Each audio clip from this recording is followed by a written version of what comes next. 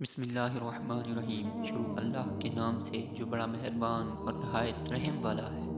السلام علیکم پیارے دوستو، آج میں آپ کو دوسروں کے ساتھ اچھائی کا ایک واقعہ سناتا ہوں۔ ایک شخص خواجہ ناظم الدین اولیاء رحمۃ اللہ علیہ کے پاس گیا اور کہنے لگا، حضرت فلاں بندہ میرا مخالف ہے، وہ مجھے بڑا تنگ کرتا ہے اور ہر وقت میرے خلاف سازشی کرتا رہتا ہے۔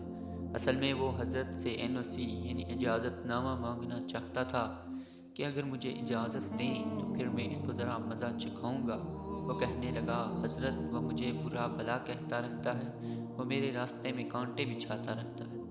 حضرت بھی اس کا انداز بیاں سمجھ گئی، کیونکہ اللہ والے بڑے سمجھدار ہوتے ہیں۔ چنانچہ حضرت رحمۃ اللہ علیہ نے اس کو ایک بڑا عجیب جواب دیا۔